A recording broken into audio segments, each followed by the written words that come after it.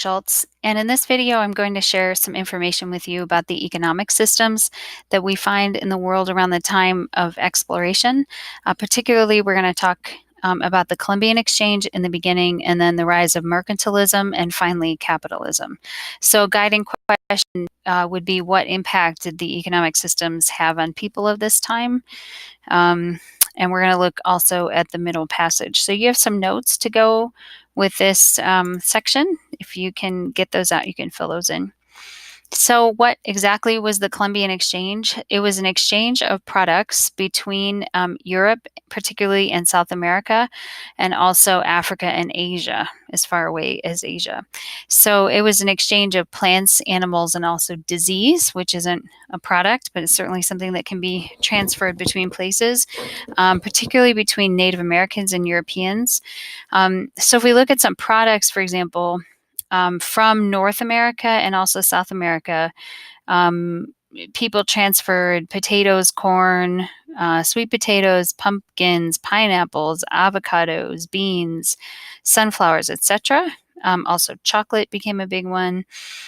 From Europe, they would send livestock like pigs, horses, cattle, honeybees, also fruits like citrus fruits, grapes, onions, etc., etc. And then some of the diseases that they transmitted from Europe that were unknown in this part of the world and so would have a devastating effect on people included the bubonic plague, smallpox, typhus, malaria, yellow fever, measles, influenza, which is the flu, and whooping cough. Here's another picture. I like this map. The Americas to Europe, sending these things, and from Africa and Europe, they would send these things. So along with, like I said, the products, they also sent diseases. Smallpox was one of the worst ones that was introduced, particularly to South America and to the native people.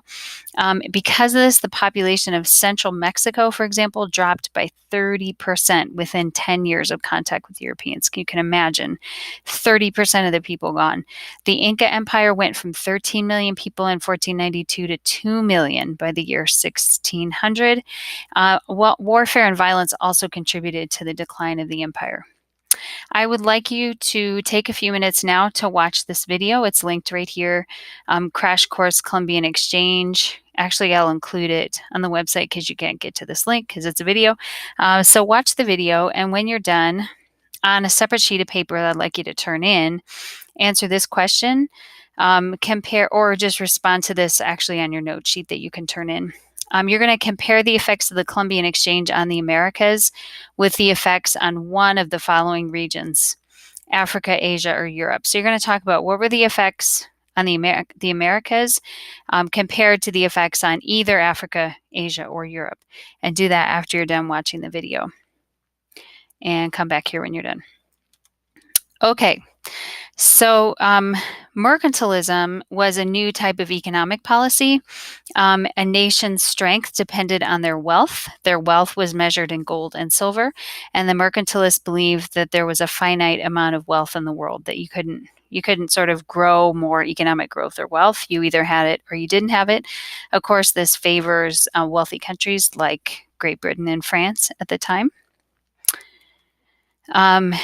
You needed a balance of trade. So you had in order for this to work, you had to export more than you imported.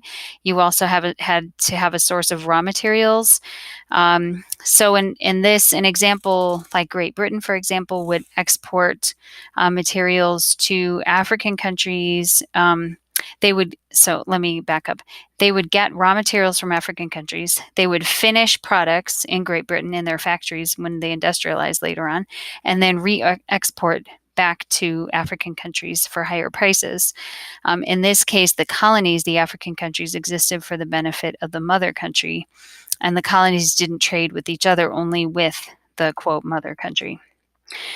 From this came a new economic system called capitalism, which is one that we use in the United States today. Economic activity in this system is carried out by private individuals or organizations. And you had companies that we say went public and became publicly owned through shareholders and stocks. And in this case, the investor shares some of the risk of what the company does, along with the people who lead the company. Okay, so from here, we're going to talk about the slave trade because it's tied into the economic systems. The origins of the slave trade. The Atlantic slave trade started because European planters needed labor for their plantations. They had estates where cash crops like cotton and peanuts and things like that were grown, and they needed labor. So the European disease had killed millions of Native Americans. They might have been some of the people that they could have used for labor. So they took slaves from the west coast, from the coast of West Africa. They were kidnapped or captured in warfare, or sometimes they were traded for weapons. So Africans would trade other Africans for weapons from the Europeans. They were put on slave ships and sent to North America in particular, but also Latin America and the Caribbean. So we call this the triangular trade. And the first, and you'll see why on a map, the first leg of this was European ships sailed to Africa to get the slaves. And the second leg, this was known as the Middle Passage, and you're going to examine this a little bit more closely. The Africans brought Americans to be sold as slaves. Less than 400,000 slaves were taken to the United States. Most were taken to European colonies and Latin America and Caribbean at this time. And in the third leg, raw materials, hold on a second, I lost that. Raw materials were delivered after the labor had been used to grow the raw materials were sent to Europe. So here's a picture. Textiles, rum, and manufactured goods were sold.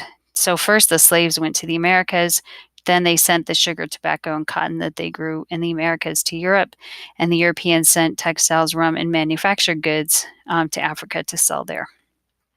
Triangle trade. So during the Middle Passage, this was the trip on the boats. Africans were chained together and put in dark quarters. The trip on the boat usually lasted 3 to 6 weeks. It was really deadly because of the cramped quarters. They weren't allowed out to get air. They went to the bathroom in the same places where they were living. They were poorly fed, and conditions were just terrible. About 10 to 20% tended to die on the trip. And once they got there, they were put on the auction block and auctioned off to the highest bidder. Here's some pictures.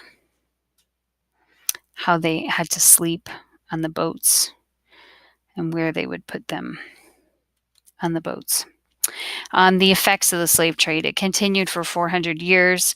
10 to 15 million Africans were shipped to the Americans, million more sent to Europe, Asia, and the Middle East. The effect on Africa, future leaders were sold into slavery. It divided Africa and deprived them of resources. And in a more positive effect, the African culture spread throughout the Western world. I would also like you to watch this one, Crash Course African Slave Trade. I'll post a link to that one as well in the on the website, and add any relevant details to your notes from this. So the next thing I'm going to have you do is some readings on the Middle Passage, and it's a primary source activity, so you can see that below. Okay, let me know if you have any questions, and please turn your notes in when you're done.